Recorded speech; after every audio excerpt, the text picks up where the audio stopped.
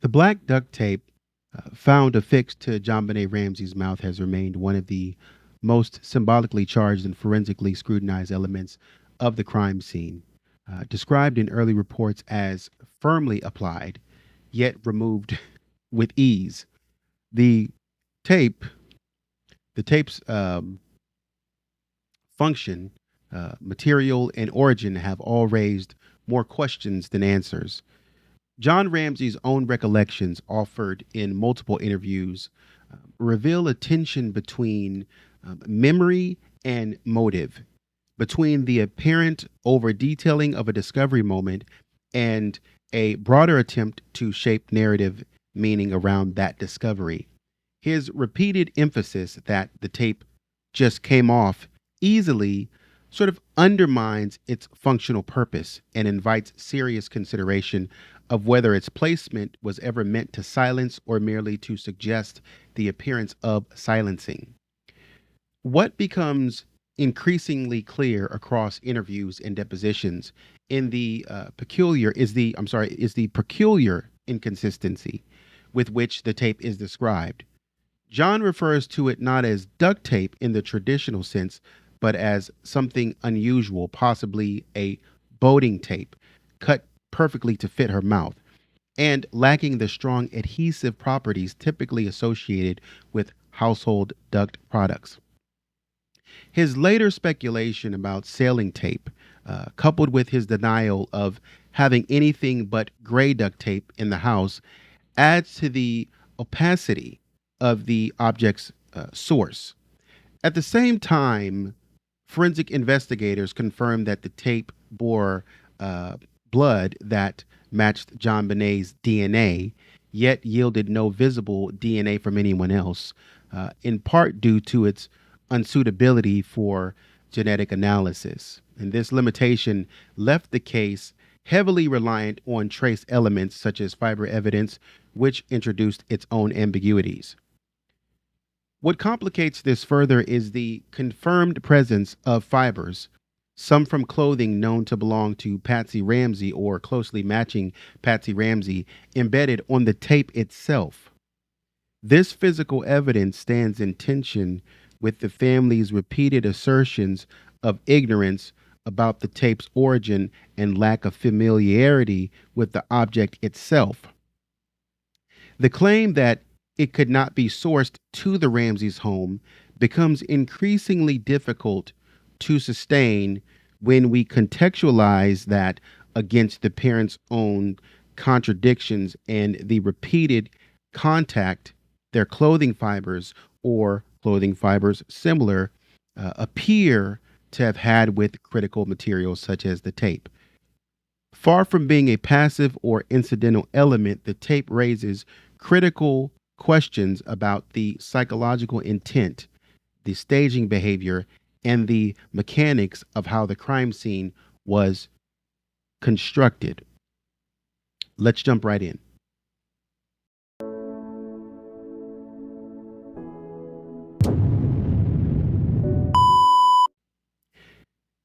The discovery and immediate actions regarding the duct tape, according to the JonBenet forensic files that I've compiled, a piece of black duct tape was found affixed to JonBenet.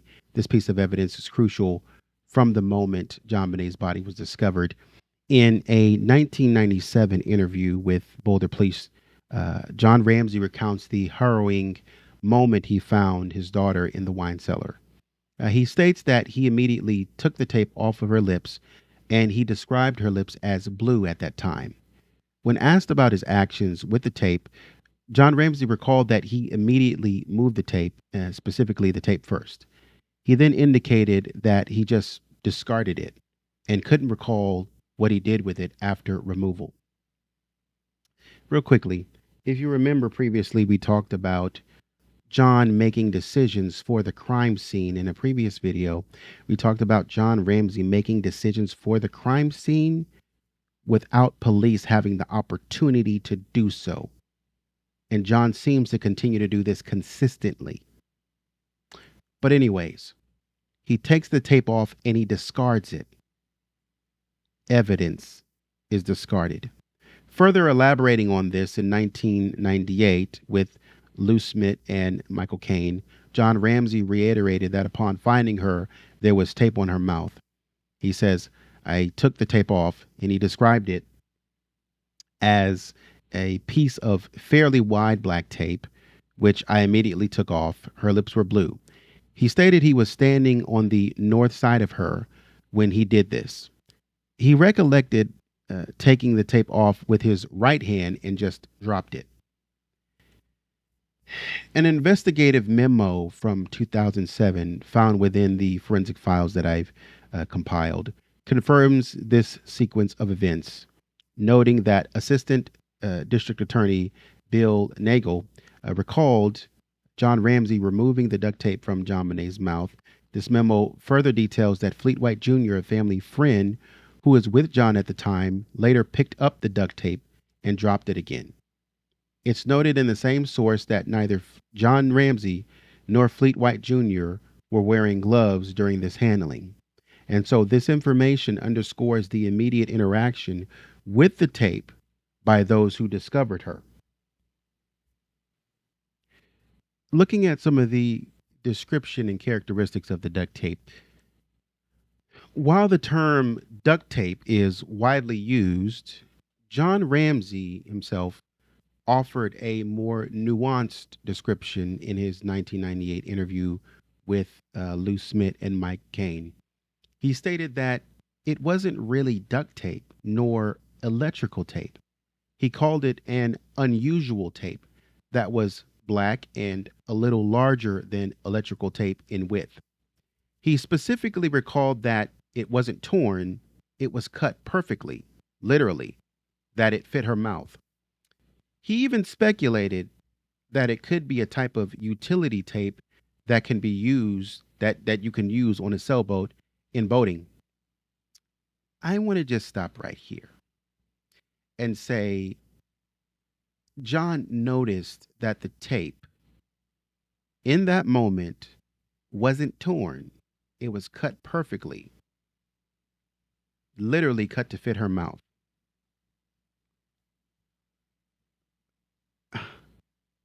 Not torn, but cut. Who would take the time to cut tape and not tear it? Who would take time to be so precise about cutting tape? It doesn't matter where it's going to go. I mean, you don't really care if it hangs over a little bit. You know what I mean? Or a lot. Who would cut tape perfectly to fit this occasion?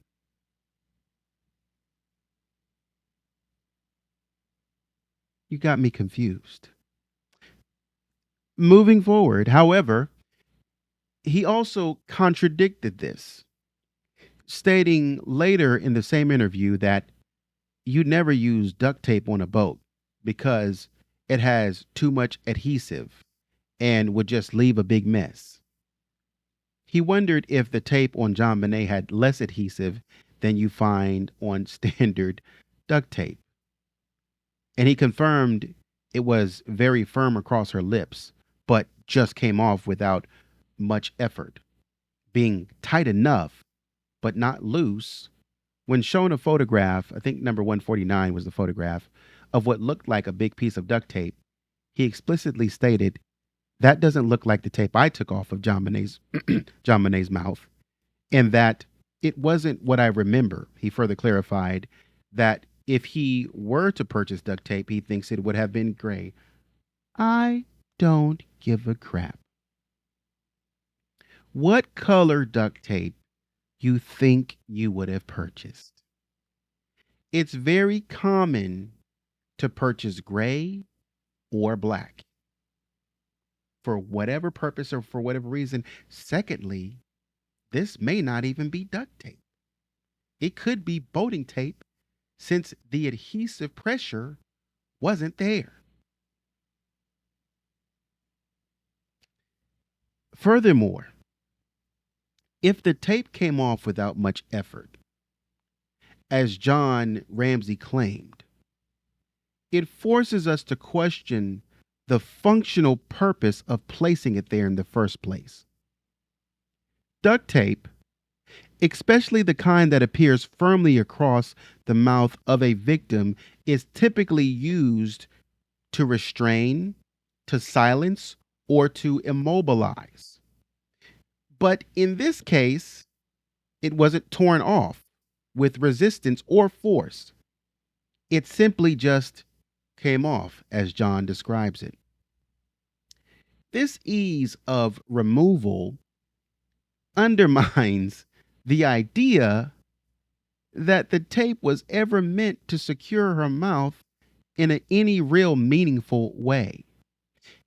If the goal was to muffle any scream or to control during a struggle, one would expect the adhesive to have left a residue or show signs of a forceful application. The absence of such detail suggests a lack of practical intent. What I mean by that, stated differently, is that tape was a random piece of tape that was not necessarily used to quiet JonBenet. It was used to give us the perception or the idea that this was a legitimate restraint, when in reality it wasn't. The tape was trash. The tape was cut perfectly. Somebody pulled the tape to a point, and instead of ripping it, they went and got scissors and cut it perfectly to fit her mouth. Small mouth JonBenet. They said, you know what, we need tape for a small mouth. And instead of ripping it in the moment, because we don't even know what the tape was what we needed it for, because why would JonBenet, like, you're confusing me.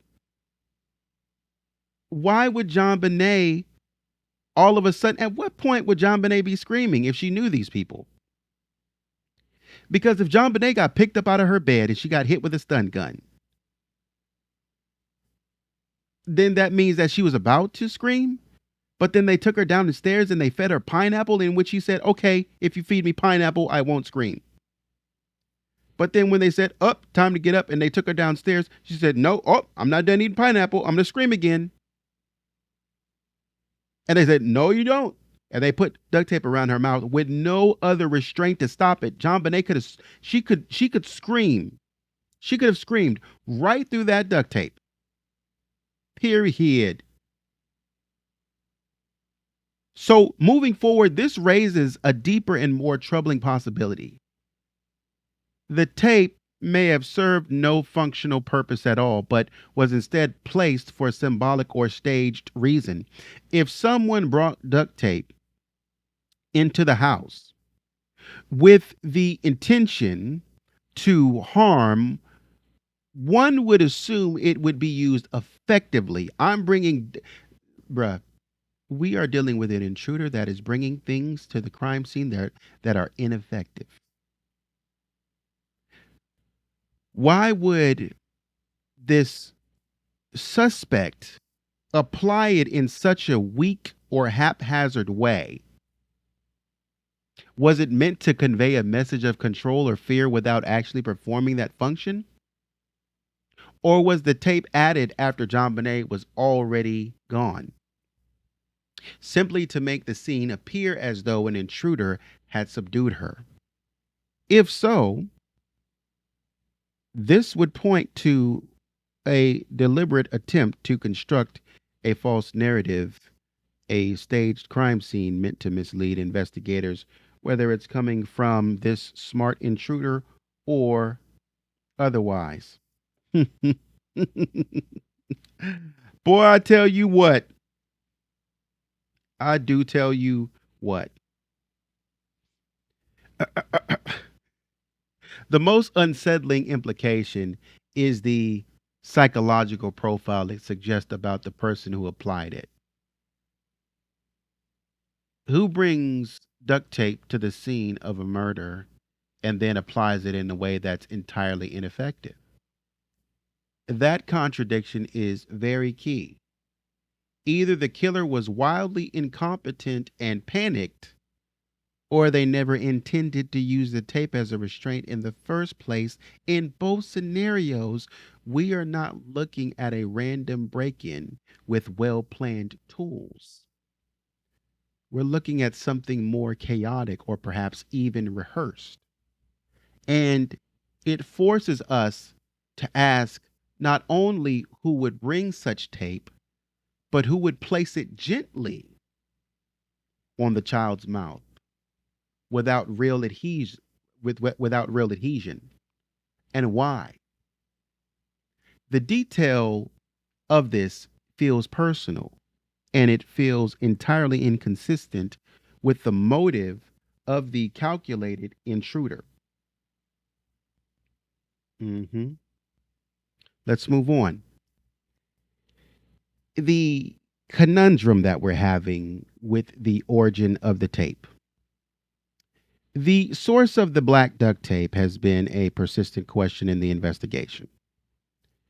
When we look at the forensic files, explicitly they state that the black duct tape found on JonBenet didn't match any other duct tape, and that was recovered from the Ramsey home.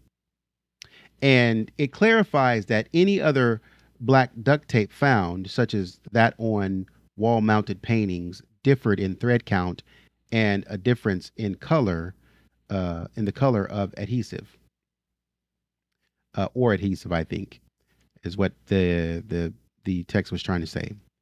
An investigative memo from 2007 within these forensic files reiterates this by stating that no cord or duct tape matching those found on the victim were found within or around the Ramsey home. Now, what this might mean. If the tape used on JonBenet was indeed sailboat tape, as John Ramsey speculated, then it makes sense that it wouldn't match anything in the house, but only under a very specific condition. And that condition would be that there was just one roll of it and it had been completely used or discarded. If someone keeps a stockpile of general use tape like packing tape or duct tape, there's a higher likelihood of traceable remnants elsewhere in the house. But a specialized roll, like a single purpose utility or marine tape, wouldn't necessarily leave other samples lying around. That makes it difficult to verify ownership unless the original roll is recovered. However, claiming there is no match becomes a bit too convenient when you're also the person speculating about the tape's potential sailing utility. Now, consider the relationship between John and Fleet White for a second. If John was indeed learning sailing from Fleet, or Fleet was a better sailor than he was, as I think he put it somewhere,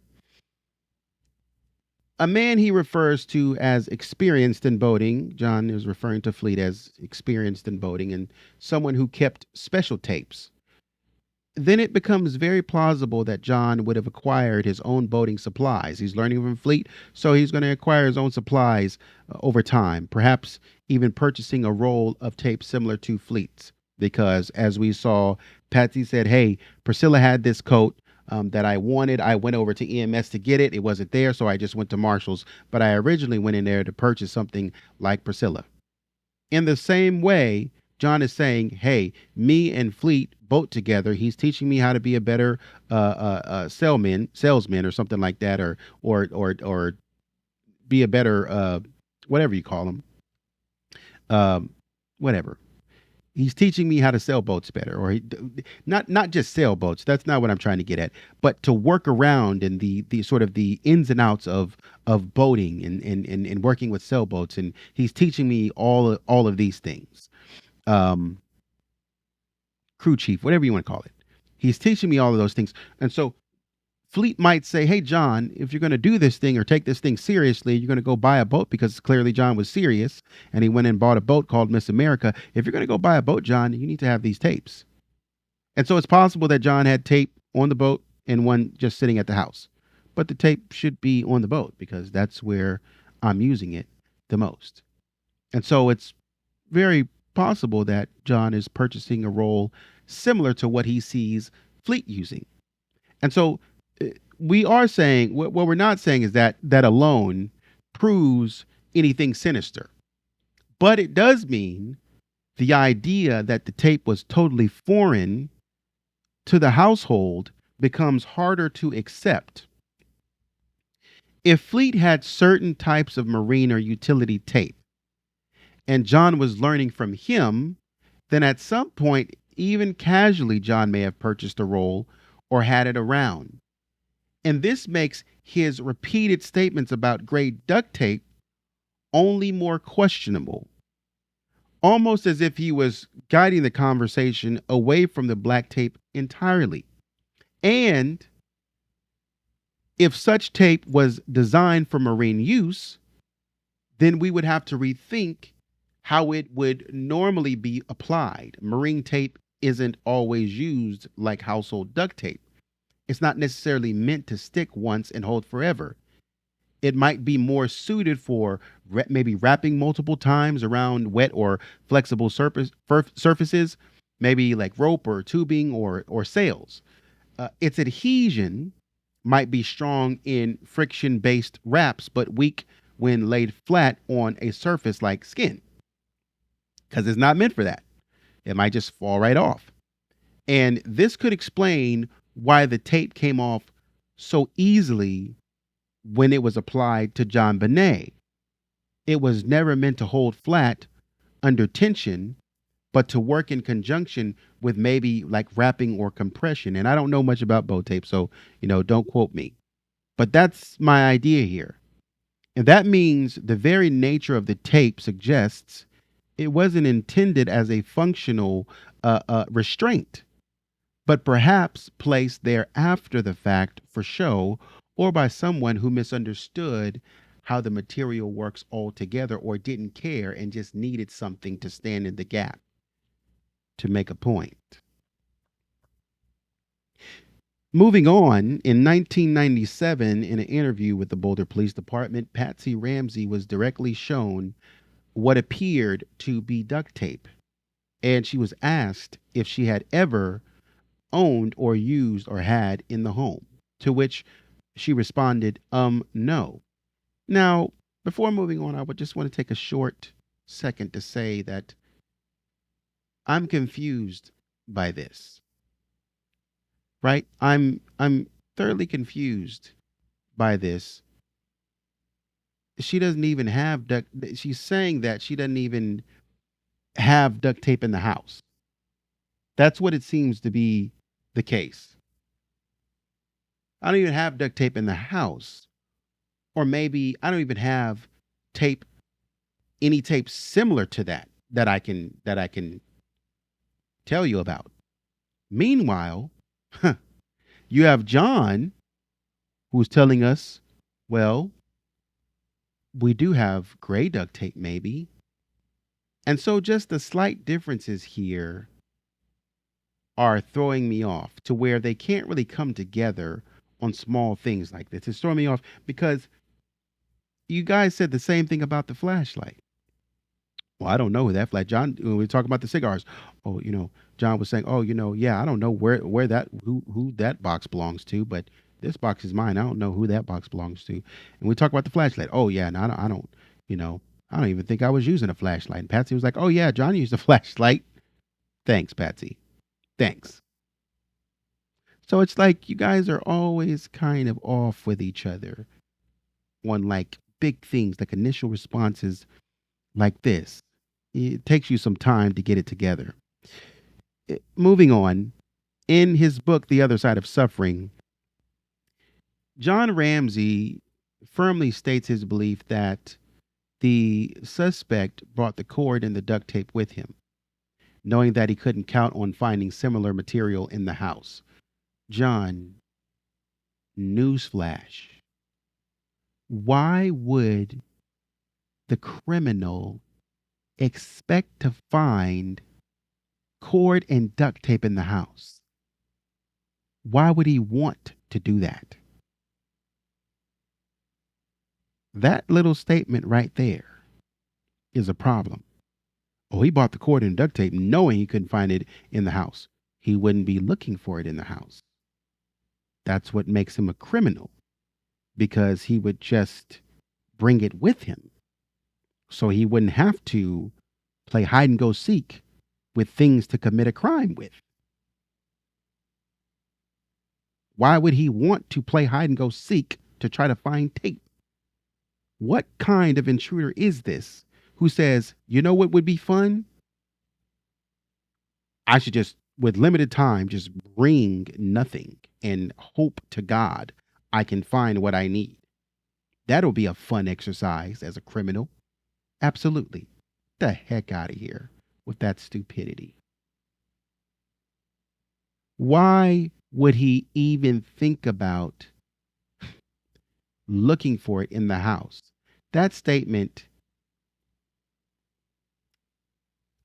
I'm not trying to disrespect the man, but that is a silly statement. Okay? And I'm not questioning the man's intelligence. I'm just saying that that statement is questionable. And actually, I don't think that statement has anything to do with his intelligence. I think that statement in and of itself is funny. And it's kind of fishy in and of itself that you would even mention the thought process or the psychology of this suspect. Why would you assume in some way, shape, or form to even make a statement like this, to put on paper and sell it in a book, that this suspect would want to wait to get to the house to bring that? That don't make no sense. He wouldn't be looking for similar material at the house. Anyways, John notes that police searched their fireplace ashes for any disposed tape or cord, but found nothing.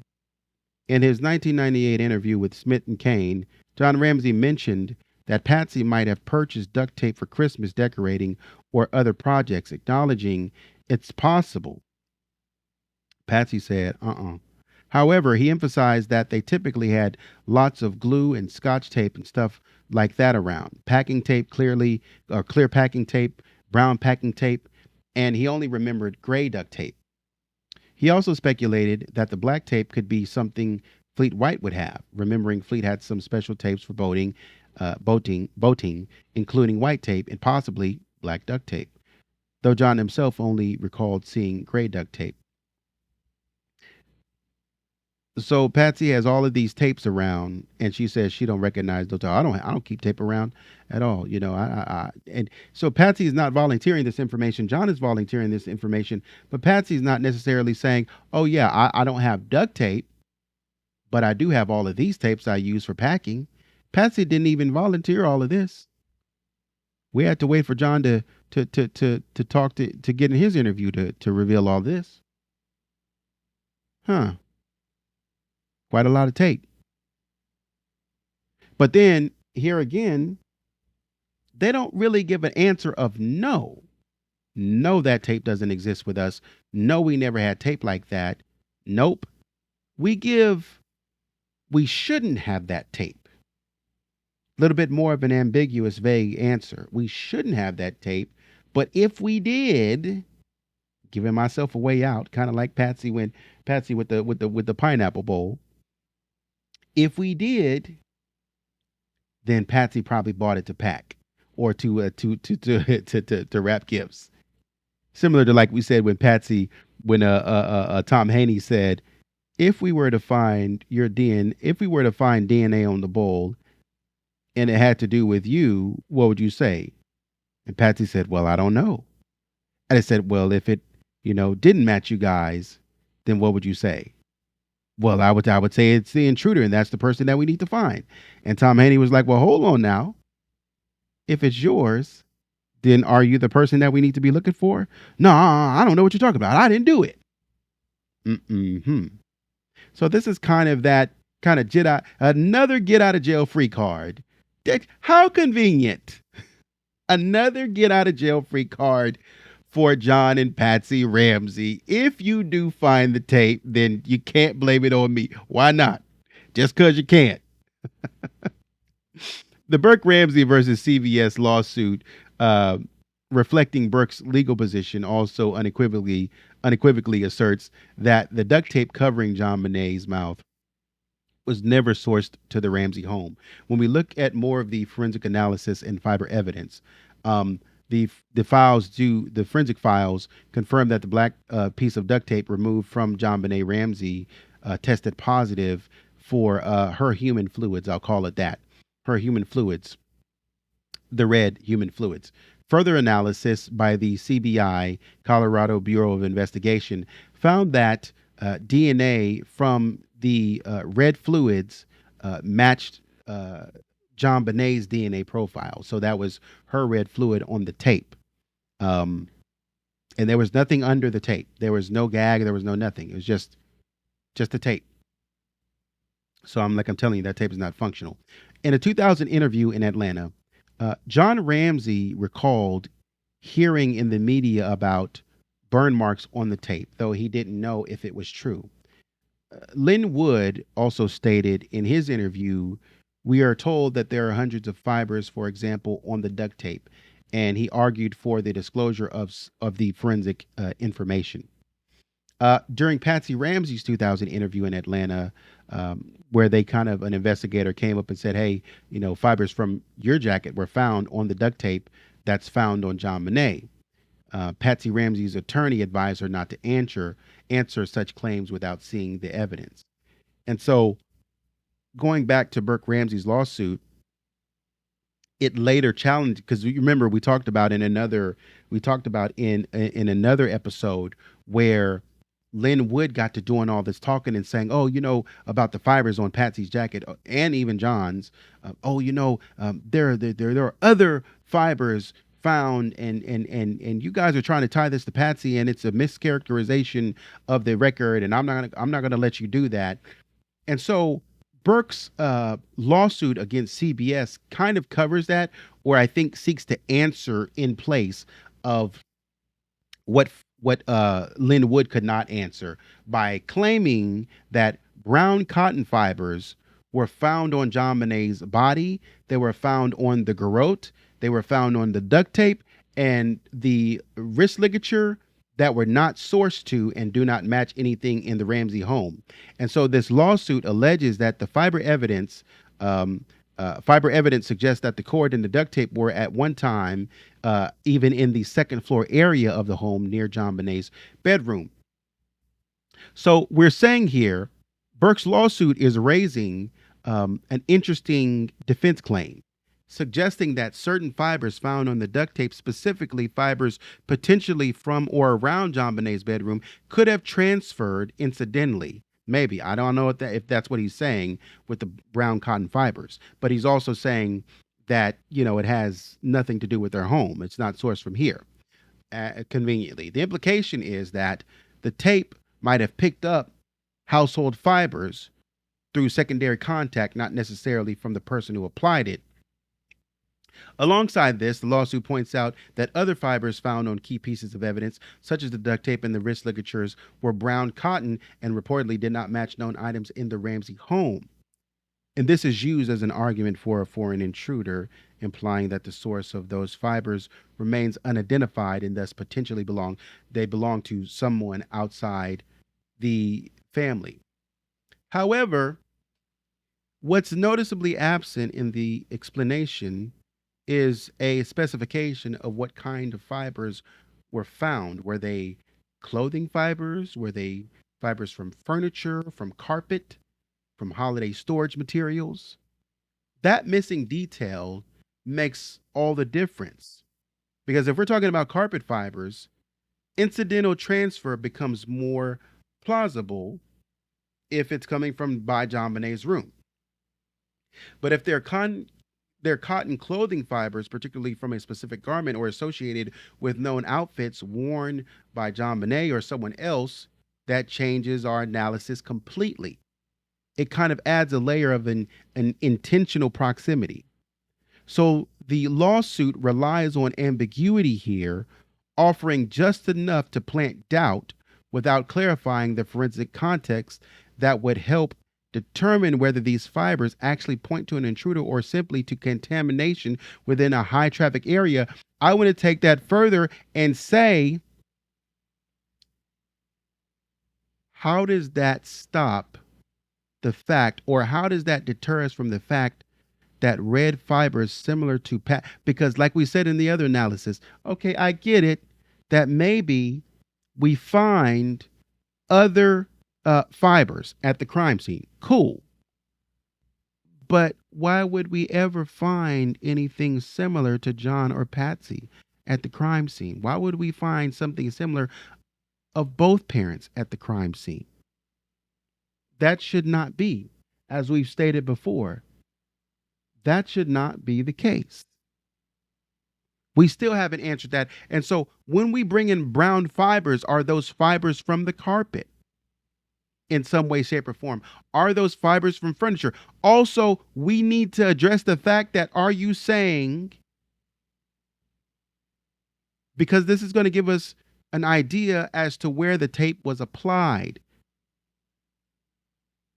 are you saying that this person was carrying the tape around upstairs outside of the backpack? Because if they bought it in, as John suggests, they bought it in with them, then apparently they took it out to apply it. And if they took it out upstairs, then they applied it to JonBenet's mouth upstairs. And then they used the stun gun. So they sort of tried to double silence in a way. Because if it was sourced from things upstairs by JonBenet's bedroom, then that means that they had the tape out and they were getting ready to use it at that point.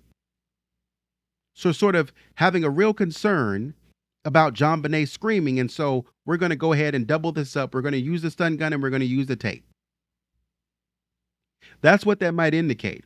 And then bring her downstairs, untape, and then, feed the pineapple and then retape and go back downstairs the rest of the way. It's absurd, I know. But that's what we're being told, and that's what we're being led to believe. Even so, none of this, like I said, would distract us from what remains one of the most damning pieces of evidence, of physical evidence. And that is the confirmed presence of fibers very similar to both John, and not just John, but both John and Patsy's clothing on the very materials used to bind and cover JonBenet. That cannot be dismissed as ordinary household contamination.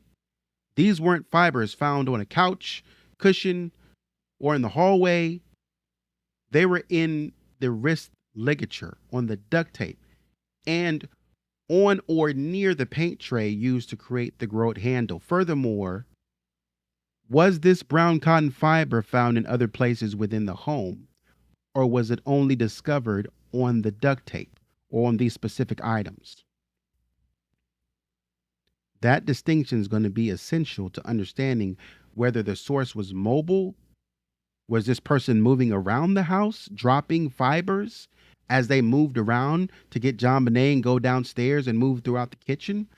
Or was it localized or carried in by somebody? How did those fibers get there? Because if you give me Patsy's garment and I say, boom, well, I know how that garment got inside the house, and I know that it might imply that Patsy was moving around or close to the crime scene by some sort of proximity. Same thing with John. But if you tell me about some brown cotton fiber, well, where did it come from? What is it? Because I can tell you this fiber, this wool is related to John's coat that he gave us. Not the other shirt he gave us, but to this second one that he gave us. Same thing with Patsy's. But you're telling me about some brown fiber. Again, this is another fact or another, I guess, I don't even want to call it like a premise. It's another attempted fact put forward by this lawsuit. And I don't know where it comes from. I don't know the truth or the validity of this thing. Because, first of all, in our other analysis, we're talking about leaves and packing peanuts and how they showed up on the ground. And John didn't, and neither John nor Fleet mentioned that. But now you're telling me in replacement of the fibers, now you're answering and saying, oh, it was brown cotton. But it was also red. So your point is still a moot point in that it don't matter. Regardless, because we have the confirmed match to similarities in the parents' clothing, that remains central and demands an explanation that no speculative foreign fiber can reasonably overshadow. I don't care if you found white cotton fibers. Why is red and black, specifically wool and acrylic wool fiber, there?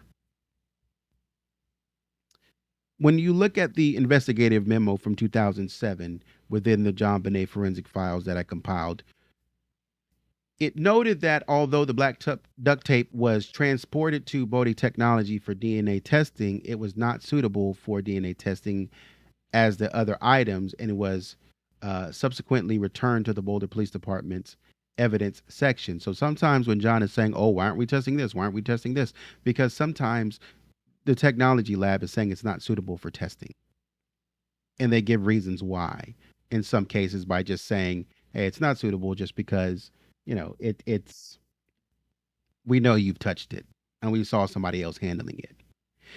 Bodhi Technology I think at the time was a sort of leading forensic laboratory known for its DNA testing capabilities, and concluded that the black duct tape recovered from JonBenet's mouth was not suitable for DNA testing. And this finding, noted in the 2000 investigative memo, effectively shut down the possibility of extracting any genetic profile from the tape, whether from saliva residue, epithelial cells, or trace blood. But also, too, they just said, when we tested the DNA, we just found JonBenet's blood. And so that limitation raises the stakes for the value of other trace evidence, such as fibers that may have been recovered from the same piece of tape. The inability to obtain DNA means that investigators would have had to rely more heavily on secondary transfer evidence, which tends to be more interpretive and circumstantial in value. Okay, the second point that I want to make about this, given that Bodhi did not extract DNA from the tape and returned it to the Boulder Police Department, it raises a critical question. Who exactly handled the subsequent fiber analysis that identified the brown cotton fibers? Was it the CBI, which had conducted several forensic analyses in the early stages of the investigation, or was it another lab brought in at a later point? So without a clear forensic chain of custody or lab attribution, it's difficult to assess how reliable these brown cotton fiber findings are. We don't know where they came from. Were the brown cotton fibers detected as part of the original forensic sweep by the CBI? Or were they found in a later reexamination by another contractor?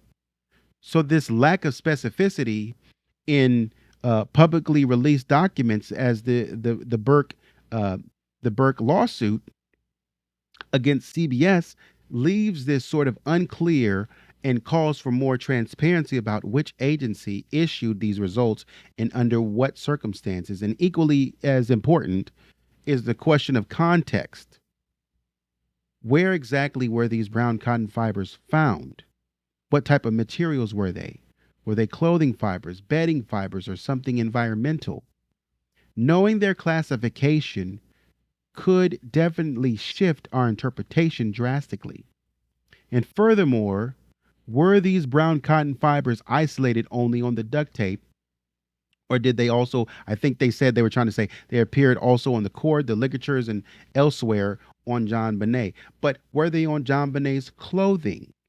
That's the big thing, because you can say, oh, you have brown fibers on this duct tape, on the ligature, on this, on that.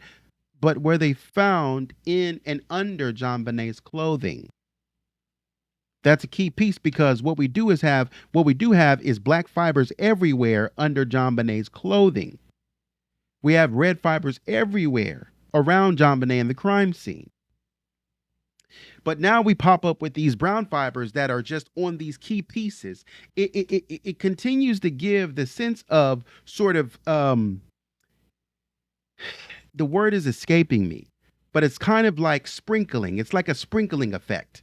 Similar to the window, we sprinkle a little leaves and a little packing peanut here, and then we sprinkle the packing peanuts right in front of the window, and then we sprinkle the packing peanuts in the wine cellar. Those are the two key places to lead us to believe that the person came through here and then drifted or floated to the wine cellar immediately, and then everything just went down in the wine cellar. If this were the case and they truly came down through, because what you're telling us then is that they came through, down through, not exited only, but they entered in. That's your story. They entered in. That's Burke's story, that they entered in through the basement and went directly to the wine cellar. Because what you're telling me is that either they went directly to the wine cellar and hid until y'all got there, or they went to the wine cellar, waited till you and waited in the basement. Nobody came into the basement. They hid in the basement, and then when you guys went to sleep, they snuck up and got JonBenet, came back downstairs. But if that was the case, they would be leaving leaves in the kitchen, up the stairs, in JonBenet's room, and they would be leaving packing peanuts and all other kinds of debris around. But that's not what we found. And again, with this brown cotton stuff, we're not finding this stuff everywhere. We're just finding it in a few key places of where it should be to indicate an intruder, but nowhere else. Very specifically placed. And when we talk about the unidentified male DNA, only on one piece of clothing, a very small piece of clothing, and I think the forensic specialist couldn't even replicate it. That's what's confusing me. But if they were only located on one item, these brown fibers are only located on one item, this to me, the relevance is diminished. In either case, it's impossible to fully weigh their significance without knowing which agency analyzed them and how the analysis was documented and when it occurred in the timeline of the case. So, the family's thoughts on the duct tape. In his book, or in their book, The Death of Innocence, I think John and Patsy Ramsey identifies the cord and the duct tape as two of seven, I think, crucial pieces of physical evidence that they believe will ultimately lead to the killer's identity. They firmly believe, or they firmly maintain, the belief that the perpetrator brought the cord and the duct tape with him into the home. They recount a moment from the other side of suffering where Fleet White was visibly distraught, questioned him, and this is in reference to John, where Fleet White questioned John about removing the tape from JonBenet's mouth, illustrating the immense scrutiny and speculation surrounding even this small act. Oh, you bet you.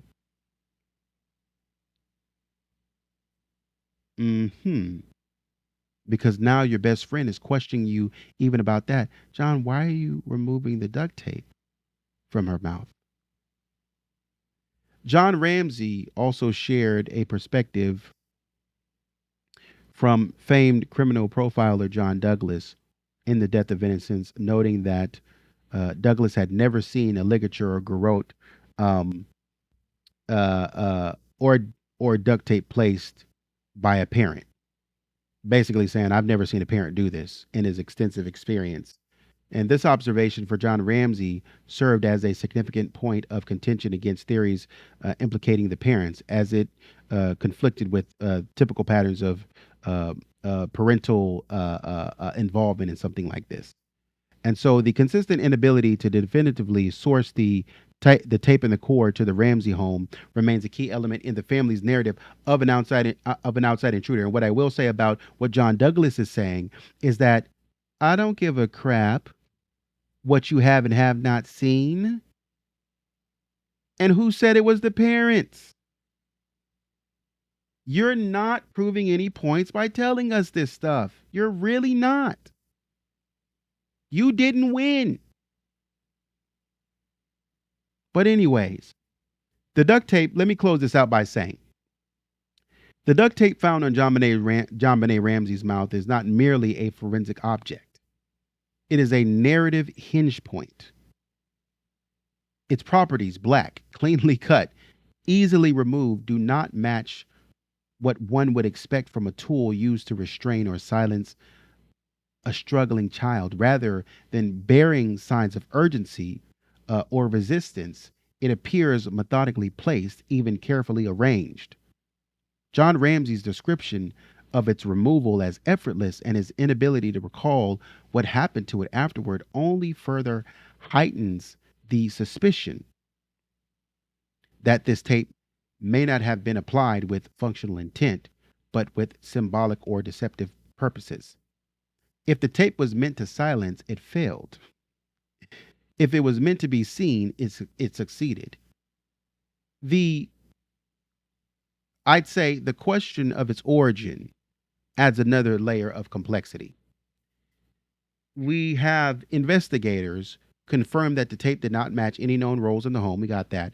And John's assertion that it may have been sailing tape is a theory that he links to Fleet White's boating supplies, and it feels like a strategic deflection rather than a meaningful lead. And you got to look at Fleet because Fleet had all the tape, while the Burke Ramsey lawsuit claims that foreign brown cotton fibers were found on the tape and other bindings. Their vague classification and lack of clear sourcing weakens their probative value. By contrast, the presence of Patsy Ramsey's clothing fibers or similar fibers on the duct tape remains direct and specific, placing similar her materials or similar materials similar to hers on the very object that covered her daughter. This is not the kind of fiber evidence one dismisses as household contamination, and not one that you can easily overlook just because somebody tries to say, "Well, look at the paint chip on the wall that came down." Give a crap about a paint chip on the wall. Ultimately, the presence of the tape and the forensic fingerprints it carries in the form of fiber, uh, red fluid from the body, and placement does not corroborate the story of a chaotic intruder. Instead, it suggests calm, control, and construction. It reflects knowledge of the house, of the objects within the house. Not just somebody saying, "Oh, I knew you wouldn't have it, so I bought it."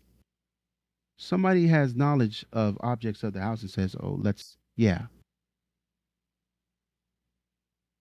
And of what investigators might expect to find.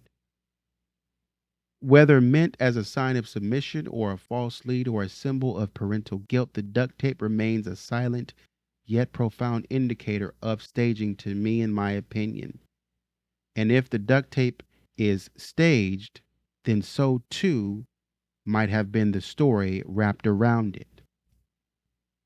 I'm going to leave it there. Let me know what you think. Like, share, subscribe. And until next time, take it easy.